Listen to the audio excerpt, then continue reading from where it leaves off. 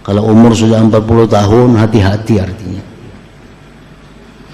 Karena banyak sekali asar sahabat, tabi'in maupun hadis yang mengatakan bahwa tentang bahayanya umur 40 tahun kalau kada ada perubahan akhlak, kada ada perubahan kelakuan dari sebelumnya. Umur 40 itu umur manusia berada di puncak pemikiran, puncak kekuatan, puncak segala-galanya. Kalau orang sudah lewat 40 terus semuaan menurun. Wa qala, berkata Suaid bin Ghaflah, innal malaikat tamshi amamal janazah wa yaqulun ma qaddam wa yaqulun nas ma tarak. Malaikat berjalan di depan jenazah. Kita mengantar ke kubur, itu malaikat berjalan di muka jenazah. Dan mereka berkata, ma qaddam, apa yang dia dahulukan, apa yang dia siapkan. Artinya nang mati ini di belakang kita, apa garang persiapannya sudahnya mati. Adakah amalnya apa, adakah ibadatnya apa, apakah ada kebaikannya apa yang dia dahulukan. Jadi kalau malaikat itu bertanya satu dengan yang lain, apa amal mayit yang sudah dia dahulukan ke hadapan Allah sebelum dia datang. Wa yaqulun nas, sedangkan manusia satu dengan yang lain menanyakan matarak, apa yang dia tinggalkan. Kalau manusia bertakon berapa buahnya bisi rumah, berapa buahnya, berapa banyak bisi kabun, berapa bisi anak. Nah itu ditakunakan manusia. Kalau malaikat kada, malaikat yang ditakunakannya apa yang dia dahulukan, apa yang dia persiapkan untuk menghadap Allah Subhanahu wa ta'ala. Kemudian Al-Aswad ibnu Yazid radhiyallahu ta'ala anhu, qala ibnu Mirsadin, intahaz zuhdu ila samaniyatin minat tabi'in. Sampailah zuhud kepada 8 orang dari orang-orang tabi'in. Orang-orang tabi'in itu semuaan zuhud, tapi ada 8 yang zuhudnya itu melebihi dari yang lain-lainnya. Minhum, sebagian mereka, Al-Aswad ibnu Yazid. Al-Aswad ibnu Yazid ini salah seorang tabi'in yang zuhudnya itu melebihi daripada tabi'in yang lainnya. Karena yasumu, dia puasa hatta yasparra wa yakhdarra, sampai kuning tubuhnya, hijau. Nah, pucatnya itu luar biasa. Kalau kuning tuh pucatnya biasa aja, tapi kalau kayak biru sudah tuh pucatnya parak mati. Nah, orang tuh parak mati biru.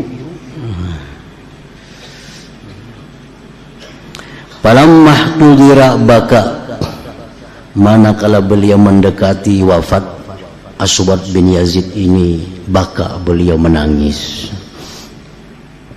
Faqila lahu, ditakuni orang, ditanya orang, ma hadzal jaza, apa ini keluh kasah, kenapa pian ini menangis hendak mati, sudah ibadah macam ini, zuhudnya macam ini. Faqala Jarsidin, mali la ajza, tidak ada alasan bagiku tidak keluh kasah, tidak ada alasan bagiku tidak keluh kasah. Wa man ahaqqu bidzalika minni, dan akulah orang yang berhak dengan keluh kasah itu.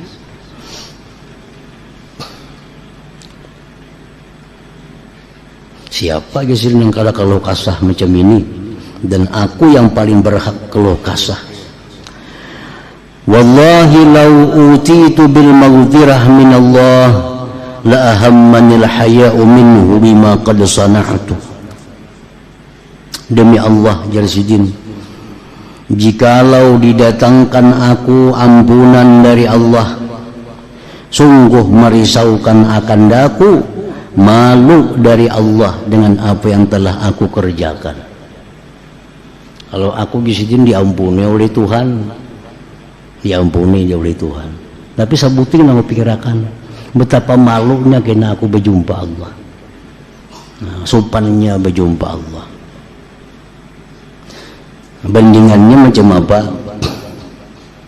Innar rajul la yakunu bainahu wa bainar rajul az-zambu as-saghir faya'fu anhu fala yazalu mustahiyan minhu. Seseorang Jalsidin, seseorang adalah antaranya dan antara orang lain kesalahan kecil. Dia maafkan daripadanya, tapi dia senantiasa malu daripada orang itu. Kan kayak itu kalau kita pernah berbuat salah lawan orang, kita pernah menzaliminya, pernah nyakitinya, kita dimaafkannya, selesai. Tapi tetap kita bila-bila bertamu kita sopan lawaninya karena pernah berbuat salah denganinya, walaupun sudah diampuni. Nah ini yang kurisaukan lawan Tuhan kayaknya di akhirat. Aku berbuat dosa diampuni Tuhan, tapi kayaknya aku malu berjumpa Allah.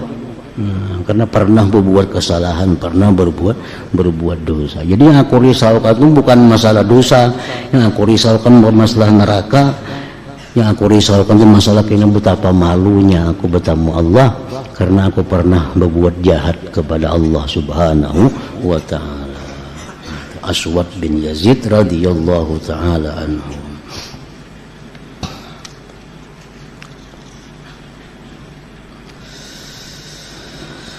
Masruq ibn al-Ajda' radhiyallahu ta'ala. Kemudian lagi di antara aulia Allah ada yang namanya Masruq ibn al-Ajda'.